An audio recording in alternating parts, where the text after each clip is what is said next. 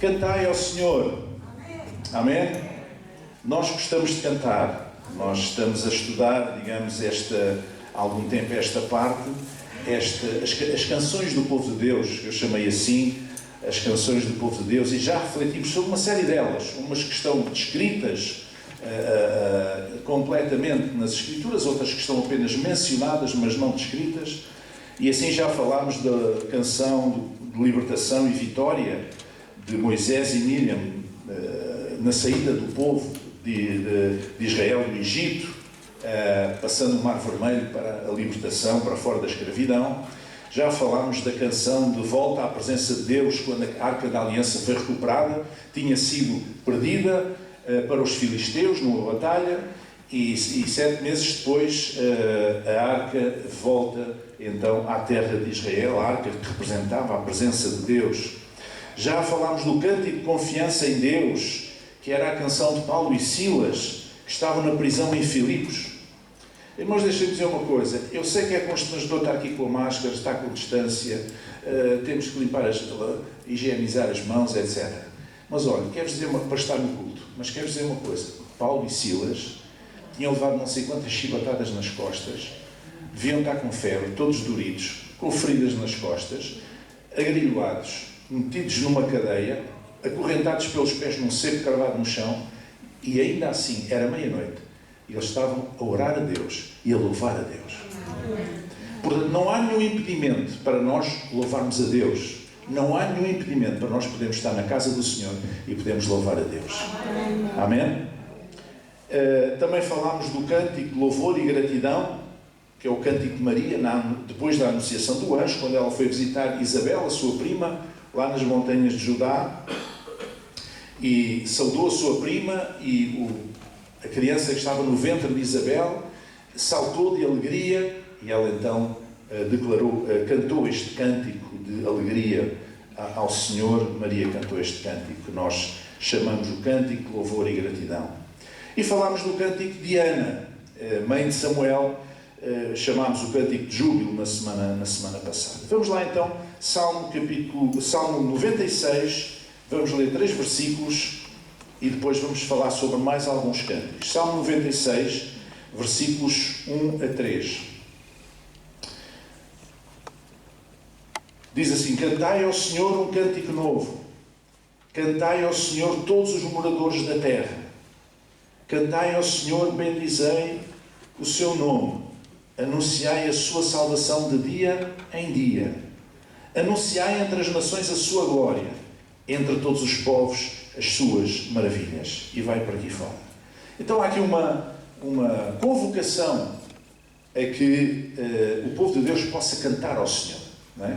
Nós somos chamados a orar, a Bíblia diz orar sem cessar, diz muitos tipos de oração que nós podemos fazer, a Bíblia ensina-nos a abençoar, a Bíblia ensina-nos a dizimar para a casa do Senhor, a Bíblia ensina-nos a abençoar os que têm necessidades, a Bíblia ensina-nos muita coisa, mas ensina-nos também a cantar. Amém? A cantar louvores, porque o louvor é uma atitude poderosa, não é? Um louvor que procede de um coração sincero, é qualquer coisa que é muito poderoso no mundo espiritual, quebra barreiras, quebra grilhões, abre portas, não é? Quando nós louvamos a Deus de todo o nosso coração, o inimigo das nossas almas afasta-se, porque ele não suporta ouvir esse ruído, essa alegria que procede do nosso coração.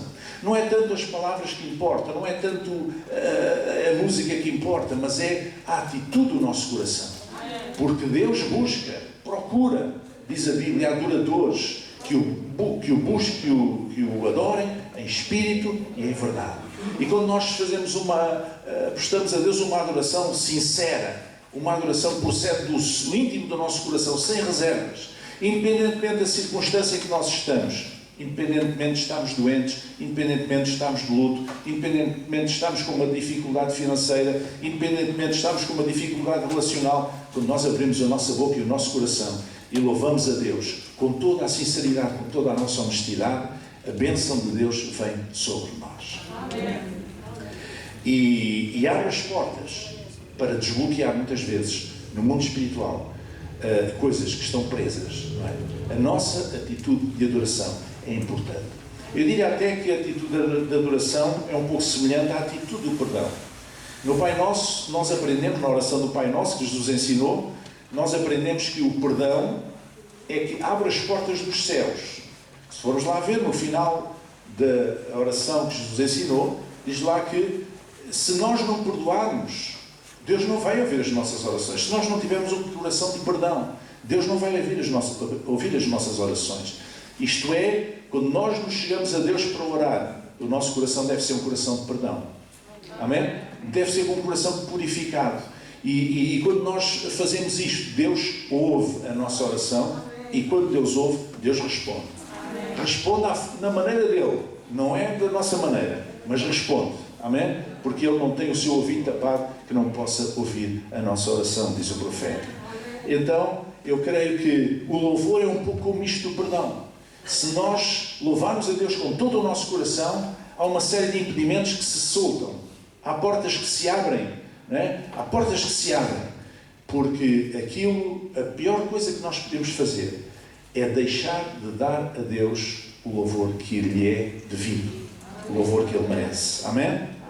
Então encontramos na Bíblia muitos cânticos. E nós vamos passar por alguns rapidamente. O profeta Amós fala-nos de um cântico estranho. Um cântico, podemos chamar o cântico rejeitado. E eu posso vos dizer que a circunstância em que isto aconteceu era uma circunstância de apostasia em que a casa de Israel vivia cultuando o deus Moloque. O deus Moloque era um deus pagão, era um deus de origem fenícia, que era adorado pelos amonitas, um povo de cananita, a leste do Jordão, e era um deus sanguinário, ao qual sacrificavam crianças. Era um deus que tinha uma estátua, e na parte da barriga tinha um forno. E as crianças eram lançadas ali. E aquilo era adorado pelos amonitas e pelos fenícios antes deles. E, portanto, o povo de Deus, que tinha o conhecimento de Deus, tinha a revelação de Deus, tinha a lei de Deus, tinha-se afastado para adorar outros deuses, e deuses horríveis. Nós vemos que quando Deus pediu a Abraão, o seu filho Isaque, em sacrifício, num teste tremendo de fé, Deus não deixou que Abraão sacrificasse Isaque. Porque Deus foi sempre contra o sacrifício de crianças ou de pessoas. Nunca. Nunca. Deus abomina tal coisa.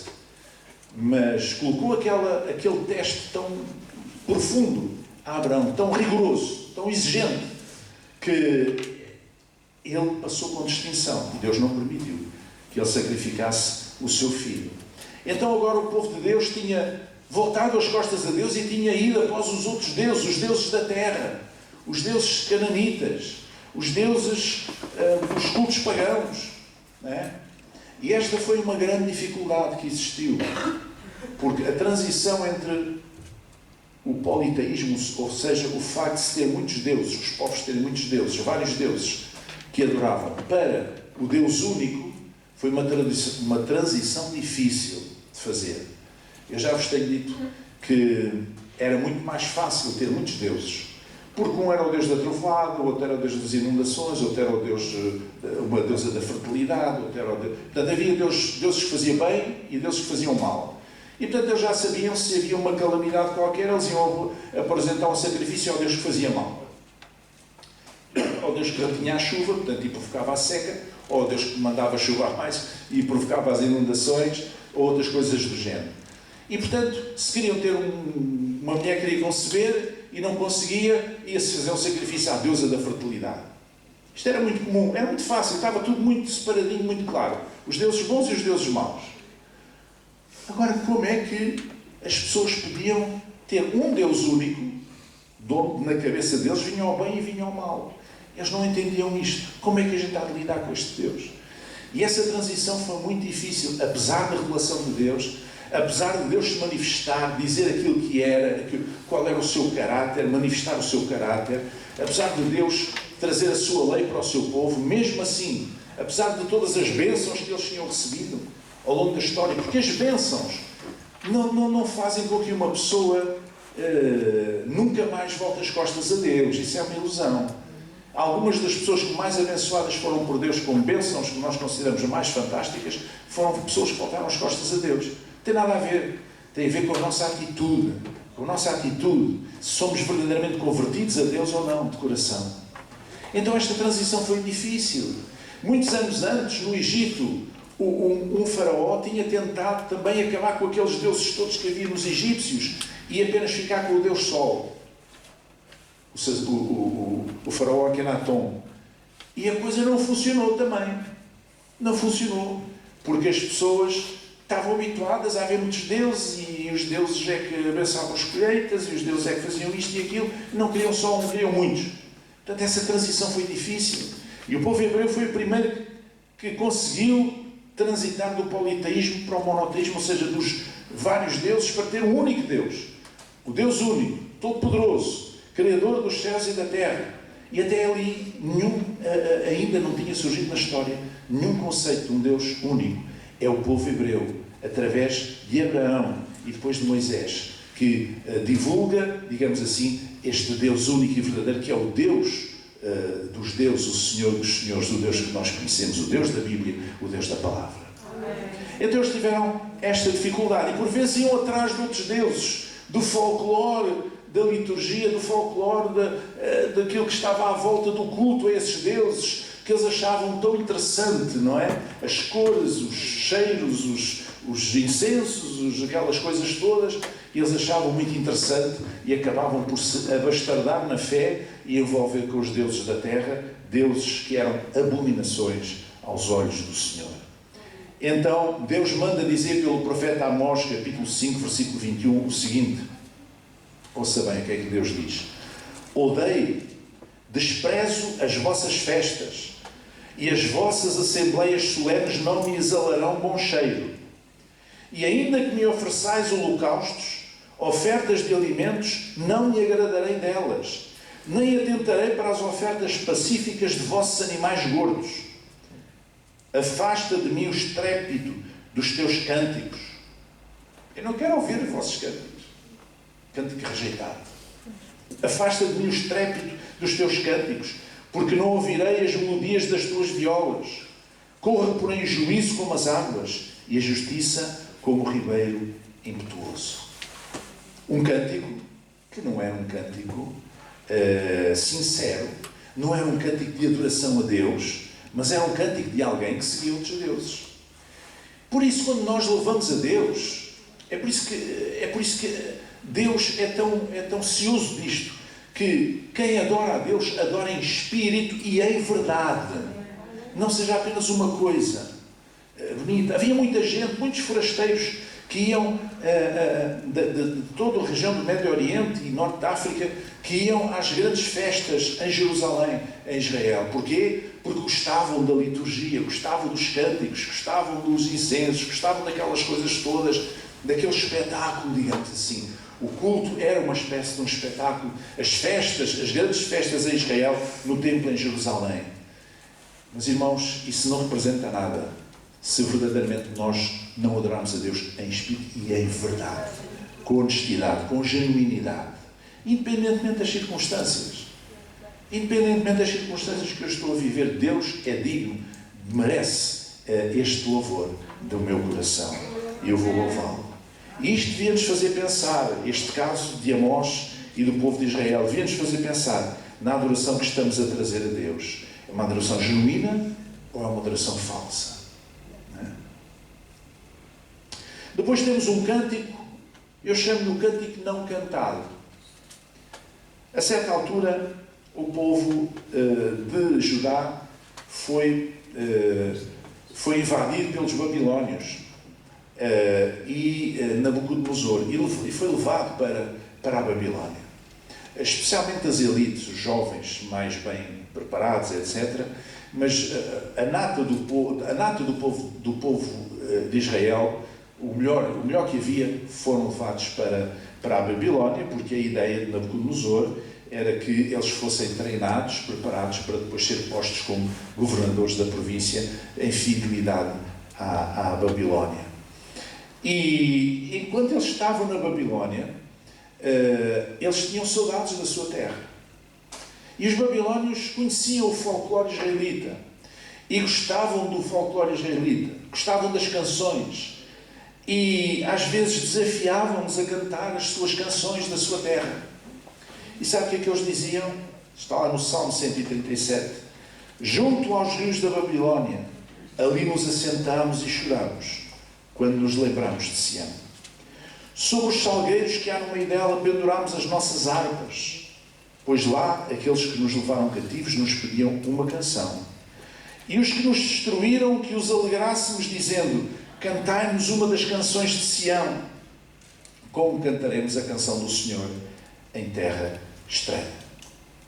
O povo judeu tinha dificuldade em cantar as canções ao seu Deus numa terra estranha.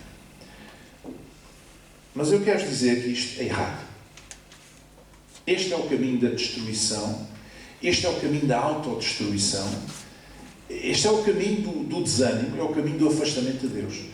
Porque nem que seja debaixo d'água, nós podemos sempre louvar a Deus. Na pior das circunstâncias, nós devemos e podemos louvar a Deus. Já falámos aqui, Paulo e Silas, na cadeia, naquelas circunstâncias, eles louvaram a Deus. Presos injustamente por causa do Evangelho. Não fizeram mal a ninguém. Eles estavam a louvar a Deus. Portanto, não há nada que nos impeça de louvar a Deus. Eles estavam afastados, é verdade, estavam longe da sua terra, é verdade, mas eles pensaram um pouco aquilo que às vezes já alguns crentes pensam, que só na igreja é que podem cantar a Deus, que só na igreja é que podem louvar a Deus. Nós não estamos longe, já não há tempo, estamos muito longe de Jerusalém, não podemos louvar a Deus, aqui é uma terra estranha. E depois, Paulo e Silas também estavam numa terra estranha, estavam numa cidade da Europa, não estavam em Jerusalém, não estavam em Israel, estavam numa cadeia e eles louvaram a Deus. E o que é que aconteceu? Os outros presos ouviram todos. E a sua atitude de oração e louvor fez com que a cena, o cenário, mudasse completamente. Amém, irmãos? Então, não há condições para nós louvarmos a Deus, a não ser termos um coração puro, a não ser adorarmos a Deus em espírito e em verdade, com os nossos corações. Então nós podemos fazer isso em qualquer lado. É verdade, por vezes temos dificuldade em louvar, mas este, de facto, é o caminho da vitória. Chorar porque nos sentimos longe não é solução. Se vocês continuarem a ler este Salmo 137, vão encontrar lá coisas horríveis, como, por exemplo, apetecia-nos dar com a cabeça dos nossos filhos nas pedras, o nosso desespero é tão grande, está longe de Jerusalém, que até lhes apetecia maltratar os filhos. Vejam lá a loucura. Mas quando nós temos Deus no nosso coração, nós sabemos que temos presente aquilo que Jesus disse, que no mundo passaríamos por aflições, mas também não ficamos aí, vamos até ao fim, porque Ele diz: tendo bom ânimo. E portanto, essa circunstância negativa está associada a uma palavra de esperança. Aliás, a palavra de Deus é uma palavra de condenação por um lado, mas de salvação por outro. E é sobretudo uma mensagem de esperança. Quem conhece a palavra de Deus, quem ouve, de facto, quem ouve a palavra de Deus, sabe que esta é uma palavra de esperança, é uma mensagem de esperança para o mundo. Não é sobretudo uma mensagem de condenação. É de condenação do pecado, é verdade, mas é uma mensagem de esperança para o pecador. Qualquer pessoa, seja lá ela qual for, seja lá qual o pecado que cometeu, ela tem uma mensagem de esperança. Se a pessoa se arrepender e se converter todo o seu coração, se clamar a Deus, ele será salvo. Amém. Diz a Bíblia. Amém? Então nós temos que crer nesta palavra de esperança, porque esta é uma mensagem de esperança. Nós não nos reunimos aqui para condenar ninguém. O nosso papel não é condenar as pessoas. O nosso papel é proclamar o reino de Deus, é proclamar a palavra de Deus. É verdade que as pessoas falham, é verdade que devem ser responsáveis pelos atos que praticam, é verdade, mas há uma esperança. E a mensagem da igreja é proclamar essa esperança que há em Cristo Jesus, essa esperança que há no Evangelho. Amém? Até na crucificação, até nos últimos momentos antes de entregar o Espírito ao Pai, Jesus abriu a porta da esperança. àqueles dois homens que estavam ao seu lado. E um entrou por ela. Amém? Amém. O Evangelho é uma mensagem de esperança. Por isso, como é que aqueles que são testemunhas do Evangelho podem ser portadores da desesperança? Podem ser portadores do desespero. É verdade que às vezes passamos por momentos de desespero, mas temos que levantar os olhos para cima.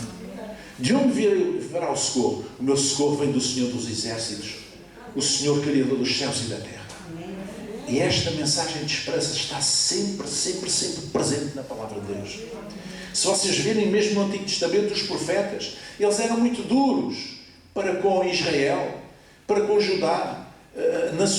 Ao profetizarem, eles diziam coisas, Deus dava-lhes mensagens duríssimas para chamar o povo à razão, para que o povo se convertesse. Mas sempre, sempre, sempre havia uma mensagem de esperança. Sempre havia uma mensagem de esperança. As coisas não terminavam com a condenação. Havia uma mensagem, mas se converterem, se virarem para mim, eu virei, abençoarei, restaurarei, e porei rios no ermo, e aplanarei os montes e os vales, e farei um caminho. Deus tem sempre uma mensagem de esperança. Portanto, chorar um canto, porque estamos longe de Israel, porque estamos longe de Jerusalém, porque a situação não é mais favorável, porque não era isto que a gente queria, porque não era isto que a gente pensava, não resolve coisa nenhuma. Nem no mundo espiritual, nem no mundo natural. Nas relações humanas, a pessoa ir para um canto e pôr-se a chorar, não resolve coisa nenhuma. O mais que pode fazer é lubrificar um pouco mais os olhos, que é uma coisa que dá sempre jeito, não é? Que é bom para a vista, mas tirando isso, e deitar cá para fora, enfim, os seus sentimentos, mas tirando isso, mas isso não resolve. Ajuda a pessoa a alguma coisa, mas não resolve a situação. Mas Deus tem uma mensagem de esperança. Mas depois vamos para o livro dos Salmos, por exemplo, e temos aí um cancioneiro. Não é uma canção, temos 150 canções. Os Salmos eram poemas musicados e cantados. E por isso Davi escreveu a maior parte deles, segundo se sabe, não é? Porque era músico também, ele tocava harpa, e escreveu muitos destes cânticos. E neles encontramos muita inspiração. Diz lá no Salmo 24, 23, o Senhor é bom pastor e nada me faltará. Diz no versículo 24, levantai, ó portas, as vossas cabeças, levantai-vos, ó entradas eternas, e entrará o Rei da Glória. Diz lá no Salmo 1, bem-aventurado o homem que não anda segundo o conceito dos ímpios, nem se detém no caminho dos pecadores, nem se assenta na roda dos escarnecedores. E agora, se quiserem aplicar ao contexto da pandemia, o Salmo 91, 2 a 7 diz assim, direi do Senhor, Ele é o meu Deus, o meu refúgio, a minha fortaleza, e nele confiarei. Porque Ele te livrará do laço do passarinheiro e da peste perniciosa. Ele te cobrirá com as suas penas e debaixo das suas asas te confiarás. A sua verdade será o teu escudo e broquel. Não terás medo do terror de noite, nem de seta que voa de dia, nem da peste que anda na escuridão, nem da mortandade que assola ao meio-dia. 1000 cairão ao teu lado e 10.000 à tua direita. Mas tu não serás atingido. Amém? Os salmos falam de estados de alma. Os salmos, alguns deles eram cânticos dos degraus, eram cânticos que foram compostos para que os cantores pudessem cantar nos degraus do templo, da entrada do templo. Fazia parte do culto a Deus, não é? Portanto, encontramos sempre ao longo da história bíblica os cânticos de toda a espécie. Salomão deixou-nos um outro cântico chamado Cântico dos Cânticos, um livro chamado Cantares de Salomão, que fala sobre a paixão entre um homem e uma mulher. Põe-me como selo sobre o teu coração, como selo sobre o teu braço, porque o amor é forte como a morte e duro como a sepultura, o ciúme. As suas brasas são brasas de fogo, com veementes labaredas. Um cântico de amor entre o rei Salomão e a sua mulher, a Sulamita. E, portanto, também isto faz parte da Escritura. Os sentimentos humanos Deus respeita. Deus criou-nos com sentimentos. Deus criou-nos com uma cabecinha para pensar. E Deus respeita a nossa maneira de pensar. Ok? Senão Deus, em vez de ter criado o homem e a mulher, tinha criado 2 robôs. E chamava-lhe Adão e Eva. Mas 2 robôs. Não. Deus respeita. Mas Deus criou-nos também com sentimentos. E criou-nos também com vontade. Com uma vontade própria. Por isso ninguém pode queixar-se de Deus. Dizer, eu fiz isto porque Deus, não sei o quê, ou porque os outros... Não. Você fez porque queres fazer. Em última análise. Pode ter sido um bocadinho estimulado, pode ter sido enganado, pode ter sido seduzido, pode ter sido empurrado, mas fez, foi você que fez. Portanto, o fator da vontade está presente. Não é? E nós também temos sentimentos, e nós não temos que nos envergonhar de sentimento de amor. É um sentimento humano. Deus criou-nos assim. Não temos que ter vergonha. Um homem e uma mulher têm uma relação, não tem que ter vergonha dos seus sentimentos. Porque Deus criou-nos assim. Amém? Então encontramos o cântico de Salomão, os cantares de Salomão. Mas podemos andar um pouco mais para a frente e encontramos também a última canção de Jesus. Jesus também cantou. Nós não temos cá a letra do que ele cantou, mas era um hino que eles costumavam cantar. Diz que na última ceia, lá em Marcos 14, 26, depois de terminarem, tendo cantado o hino, saíram para o Monte das Oliveiras. Portanto, Jesus e os 12 estavam numa ceia, a última ceia, onde aconteceram várias coisas, e a última delas foi que cantaram um hino. Possivelmente fizeram uma oração também, a terminar aquela ceia, ou a começar, não sei, mas cantaram um hino no final. Amém?